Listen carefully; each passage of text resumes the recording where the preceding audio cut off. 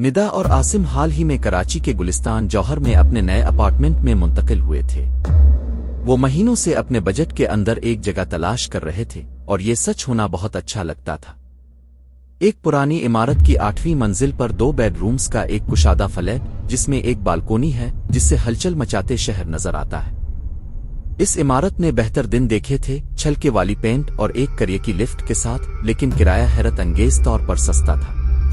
पड़ोसी खामोश थे और इलाका आसिम के काम की जगह के करीब था। जूड़े को आखिरकार एक ऐसी जगह मिलने पर बहुत खुशी हुई जिसे वो अपना कह सकते थे। जैसे ही उन्होंने पैक खोलना शुरू किया, निदा एक अजीब सी बेचैनी को दूर ना कर सकी।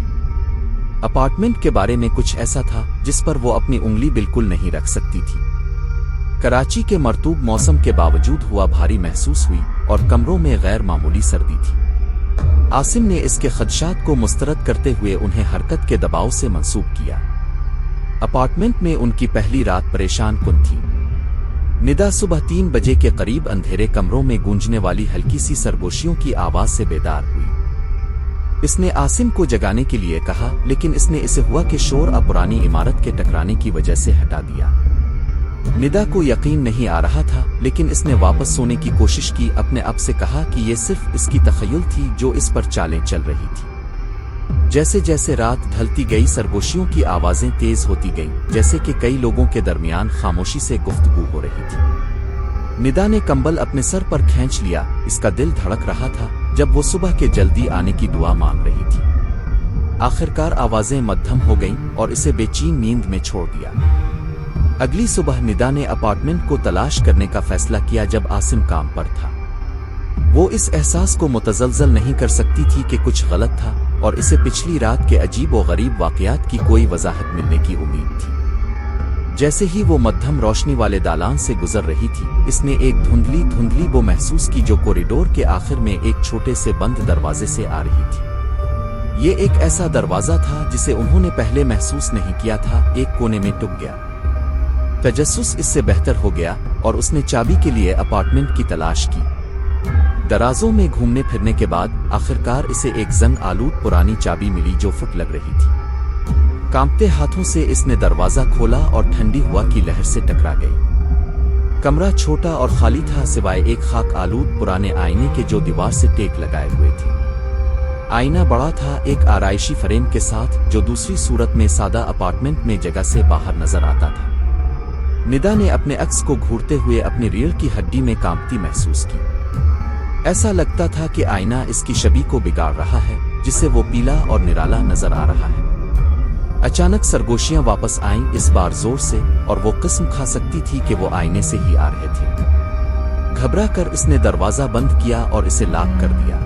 आसिम को जो कुछ मिला था उसके बारे में बताने का अज़्म किया। इसी शाम निदा ने आसिम को अजीब कमरे और आईने के साथ परेशान कुन तजर्बे के बारे में बताया। आसिम, जो हमेशा से माफौक अल फितरत का शको करता था, इसे पुरसुकून करने की कोशिश करता। इसने मशवरा दिया कि वो इमारत और पिछले किरायादारों के बारे में कुछ तहकीक करे, सिर्फ इसके दिमाग को कम करने के लिए। उन्होंने दरियाफ्त किया कि अपार्टमेंट की तारीख थी। अफसोसनाक वाक़यात के एक सिलसिले के बाद ये बरसों से खाली थी। पिछले मकीन 4 अफराद पर मुश्तमिल खानदान पुरअसरार तौर पर बगैर किसी सुराग के गायब हो गए थे। पड़ोसियों ने अपार्टमेंट में अजीब व गरीब आवाज़ें सुनने और भूतों की शक्लें देखने की इत्तला दी, जिसकी वजह से ये अफवाहें फैली थीं कि ये परेशान है। कुछ लोगों ने यह भी दावा किया कि छोटे से कमरे में मौजूद आईने पर लानत की गई थी, जो इन लोगों की रूहों को फंसाते थे जिन्होंने इसे बहुत देर तक देखा।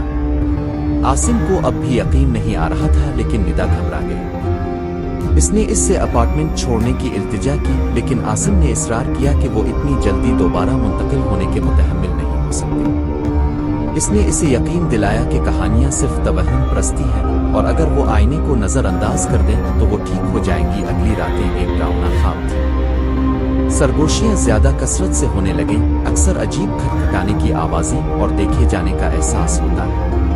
निदा को गुमशुदा खानदान के डरावने ख्वाब आने लगे। उनकी भौती शक्लें इसके बिस्तर के दामन में खड़ी हैं, मदद की इल्तिजा कर रही हैं। आसिम ने भी परेशान होने का तजर्बा करना शुरू कर दिया। जागकर अपार्टमेंट में मौजूद अशिया को कमरे में मुंतकिल फेंक दिया गया।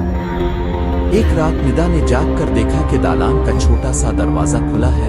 اندر کا آئینہ اندھیرے میں ہلکے سے چمک رہا ہے۔ وہ سایہدار شخصیتوں کو اس کی سطح کے اندر حرکت کرتی دیکھ سکتی تھی، ان کے چہرے اذیت میں مڑے ہوئے تھے۔ اس نے عاصم کے لیے چیخ ماری، جو تیزی سے اندر آیا اور دروازہ بند کر دیا، لیکن نقصان ہو گیا۔ آئینہ ان پر لپکا تھا اور کوئی فرار نہیں تھا۔ ڈراؤنا خواب ختم کرنے کے لیے بے چین ندا اور عاصم نے آئینہ تباہ کرنے کا فیصلہ کیا۔ وہ مزید خوف میں رہنے کے متحمل نہیں ہو سکتے تھے۔ ایک ہتھوڑے اور کوئی سے لیس وہ ملعون چیز کو توڑنے کا عزم کرتے ہوئے چھوٹے سے کمرے میں داخل ہوئے۔ جیسے ہی عاصم نے ہتھوڑا اٹھایا، آئینہ اچانک خود ہی بکھر گیا، ٹکڑے کمرے میں شیشے کے ٹکڑوں کی طرح اڑ گئے۔ کمرہ برفیلی ہوا سے بھر گیا اور سرگوشیاں چیخوں میں بدل گئیں۔ ٹوٹے ہوئے آئینے سے سایہدار شخصیتیں ابھری، ان کی بھوت شکلیں جوڑے کے گرد گھوم رہی تھیں۔ مایوسی کے آخری عمل میں ندا نے آئینے کا سب سے بڑا ٹکڑا پکڑا اور اسے کھڑکی سے باہر پھینک دیا۔ وہ رک گئی اور بھوت غائب ہو گئے۔ ندا اور عاصم کو خاموشی میں چھوڑ دیا۔ کمرہ خالی تھا، بظاہر لعنت اٹھا ندا اور عاصم اگلے دن اپارٹمنٹ سے باہر چلے گئے، اپنی ملکیت کا سب کچھ چھوڑ کر۔ انہوں نے کبھی کسی سے واقعات کے بارے میں بات نہیں کی، اپنی زندگی کے ساتھ آگے بڑھنے کی کوشش کی۔ لیکن گلستان جوہر میں واقع پریتوادت اپارٹمنٹ کی یاد انہیں ہمیشہ ستائے گی۔ ان کے جانے کے بعد بھی عمارت قائم رہی۔